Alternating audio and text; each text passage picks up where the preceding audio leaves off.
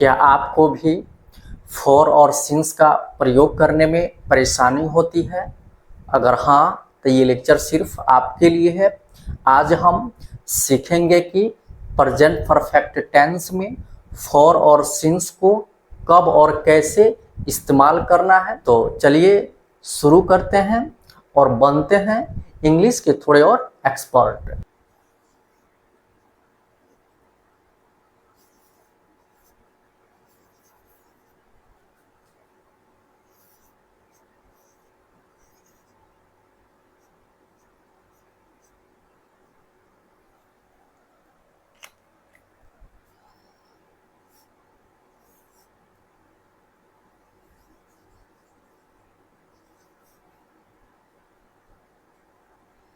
Period of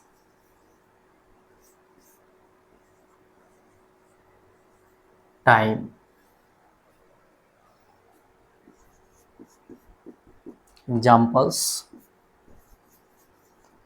2 hours,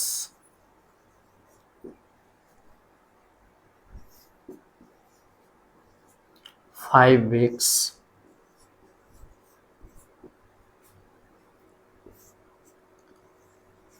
10 months,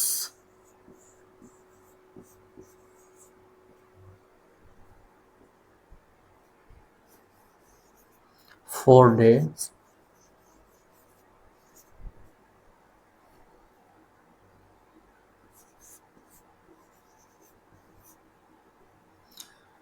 9 years, etc. ये सभी period of time है जिसके साथ हमें फॉर का प्रयोग करना है। अब हम देखते हैं सिंस का प्रयोग, use of since.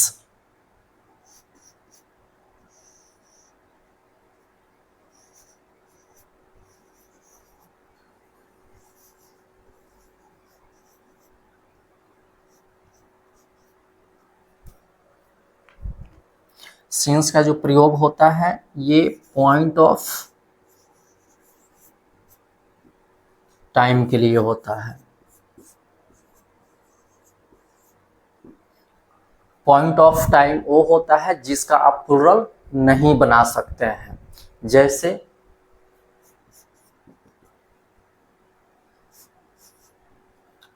10 o'clock, Monday,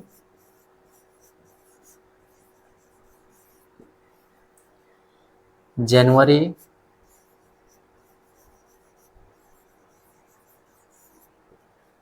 morning,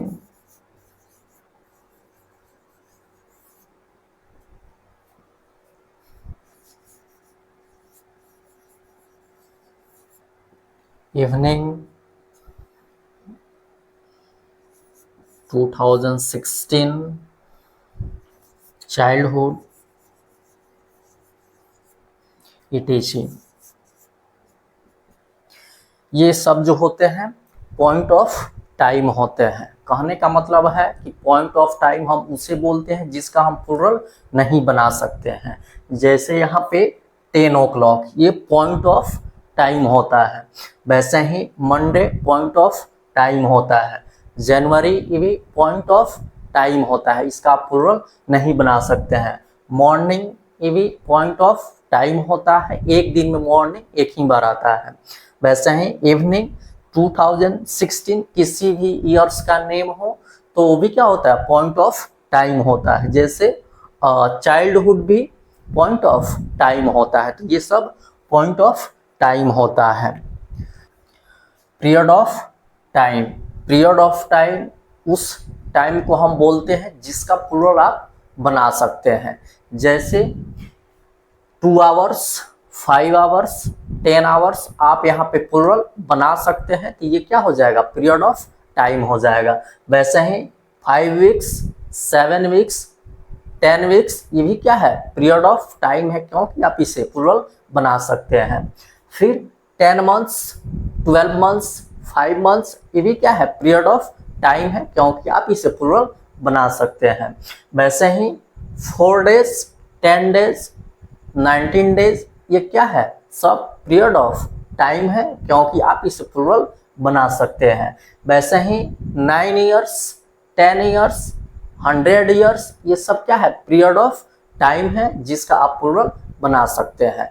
तो हमें ये ध्यान रखना है कि फॉर का जो प्रयोग होता है पीरियड ऑफ टाइम के लिए होता है और सिंस का प्रयोग पॉइंट ऑफ टाइम के लिए होता है।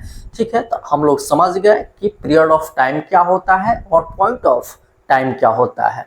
बस आपको एक बात यहाँ पे ध्यान रखना है कि जिस टाइम का आप प्लूरल बना लेते हैं वह पीरियड ऑफ टाइम होता है और जिसे आप प्लूरल नहीं बना सकते हैं वह पॉइंट ऑफ टाइम होता है। अगर आप इसे सीख रहे हैं तो लेक्चर को लाइक कीजिए, चैनल को सब्सक्राइब कीजिए, बेल आइकन को प्रेस कीजिए ताकि सभी लेक्चर्स का नोटिफिकेशन आपको मिलते रहें।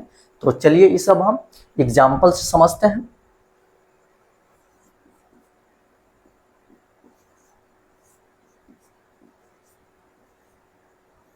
उसने बचपन से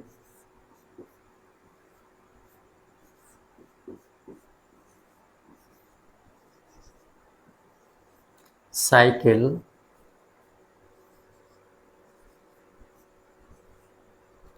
क्यों नहीं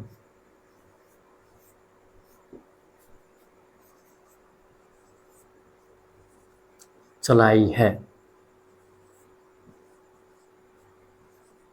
हमारे सामने कोई भी सेंटेंस है तो सबसे पहले उससे हमें आइडेंटिफाई करना चाहिए, पहचानना चाहिए।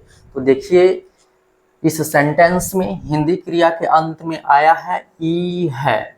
इससे पता चलता है कि यह सेंटेंस प्रेजेंट परफेक्ट टेंस में है। इसके जस्ट बाद हमें टाइप्स ऑफ सेंटेंस पता करना चाहिए। तो देखिए इस सेंटेंस में WH वर्ड्स क्यों और नेगेटिव वर्ड नहीं आया हुआ है। इसे पता चलता है कि यह sentence WS type interrogative plus negative sentence है। जैसे ये पता चले कि यह sentence WS type interrogative sentence है, इसका जो भी स्ट्रक्चर है हमें याद आ जाना चाहिए। क्या है structure? WH words plus has have plus subject plus note plus V3 plus object plus note of interrogation. इसका एक और स्ट्रक्चर होता है जिसमें नोट जो होता है हैज या हैव के बाद शिफ्ट हो जाता है, जिसका आप चाहें तो शॉर्ट फॉर्म भी लिख सकते हैं या फुल फॉर्म भी लिख सकते हैं। हैज प्लस नॉट का शॉर्ट फॉर्म हैजंट होता है और हैव प्लस नॉट का शॉर्ट फॉर्म हैवंट होता है। अगर आप इस स्ट्रक्चर को नहीं समझ रहे हैं तो ये डिस्क्रिप्शन में इसका लिंक मिलेगा, आप वहां से जाकर के देख लीजिएगा, आपको बिल्कुल समझ में आएगा। तो चलिए ये सब हम ट्रांसलेट करते हैं। तो सबसे पहले हमें यहाँ पे WH वर्ड्स लिखना है। WH वर्ड्स यहाँ पे क्यों है, क्यों का होता है वाई। उसके बाद हैज या हैव, तो हम खुद से ना हैज का प्रयोग कर सकते हैं और ना ही हैव का प्रयोग कर सकते हैं। इसके लिए हमें सब्जेक्ट चाहिए। सब्जेक्ट ही बताता है कि यहाँ पे हैज का प्रयोग होगा या हैव का प्रयोग होगा। सब्जेक्ट यहाँ पे क्या है? उसने। उसने का ही होता है जो थर्ड पर्सन सिंगुलर नंबर है। तो हम जानते हैं कि किसी भी सिंगुलर सब्जेक्ट के साथ सिंगुलर वर्ब का प्रयोग होता है। तो यहाँ पे हैज सिंगुलर वर्ब है जिसका प्रयोग subject he, she, it and singular number के साथ होता है। तो यहाँ पे हो जाएगा हैज। उसके बाद सब्जेक्ट उसने, उसने का होगा यहाँ पे ही, फिर नहीं है तो नॉट। उसके बाद V3 मुख्य क्रिया, तो मुख्य क्रिया यहाँ पे है चलाना। साइकिल चलाना का राइड होता है जो वर्ब का बेसिक फॉर्म है, लेकिन हमें यहाँ पे वर्ब का तीसरा रूप चाहिए। तो राइड का तीसरा रूप होता है रीडन, जिसे हम पास्ट पार्टिसिपल बोलते हैं। तो हो जाएगा रीडन।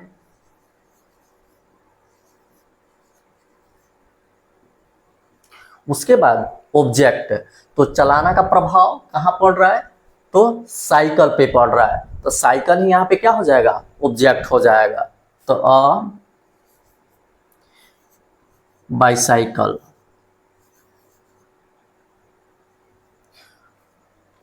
उसके बाद यहाँ पे हम फॉर सिंस का भी प्रयोग करेंगे क्योंकि यहाँ पे टाइम दिया हुआ है। ठीक है, तो यहाँ पे बचपन, बचपन जो है ये पॉइंट ऑफ टाइम है और हम जानते हैं अभी जस्ट हमने पढ़ा है कि पॉइंट ऑफ टाइम के लिए सिंस का प्रयोग होता है। तो यहाँ पे होगा सिंस और ये अपने बचपन से चला रहा है तो उसने के लिए अपने का जो होता है ये हीज होता है, तो हो जाएगा हीज।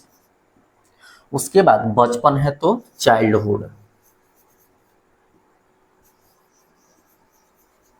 और अंत में नोट ऑफ इंट्रोगेशन क्योंकि ये एक WS टाइप इंट्रोगेटिव सेंटेंस है। इंट्रोगेटिव चाहे WS टाइप हो या यस नो टाइप हो, उसके अंत में हमें नोट ऑफ इंट्रोगेशन का प्रयोग करना चाहिए, नहीं तो सेंटेंस इनकम्प्लीट हो जाता है, इनकरेक्ट हो जाता है। तो चलिए इसे हम कुछ और एग्जाम्पल से समझते हैं।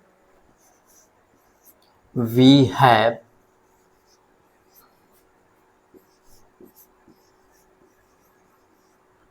known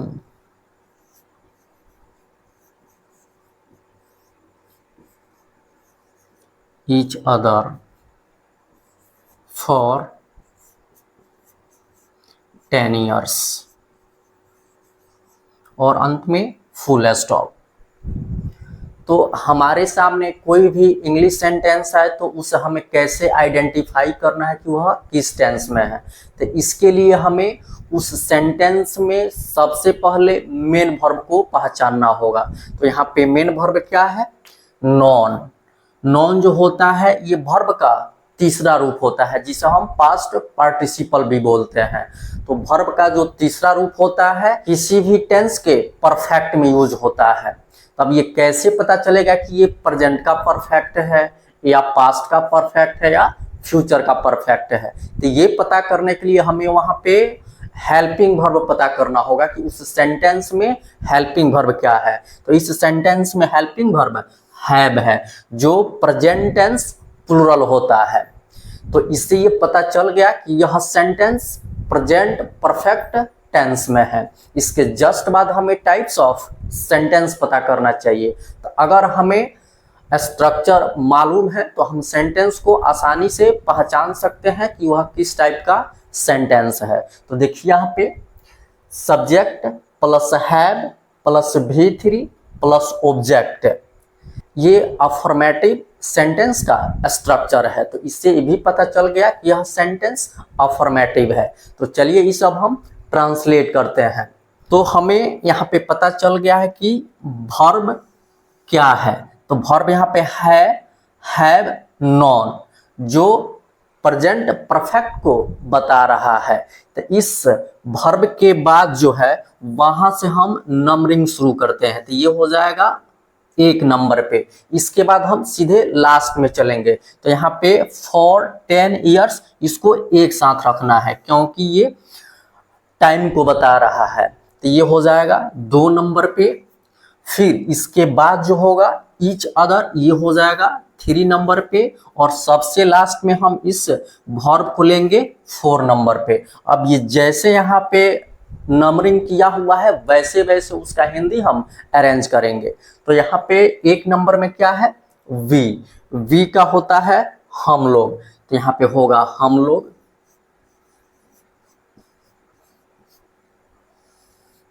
उसके बाद 2 नंबर में है फॉर 10 ईयर्स, तो यहाँ पे हो जाएगा 10 वर्षों से।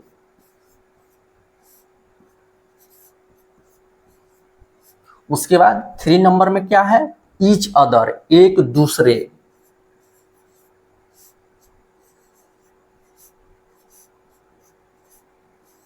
एक दूसरे को। उसके बाद 4 नंबर में क्या है? हैव नॉन जानते हैं या जान रहे हैं,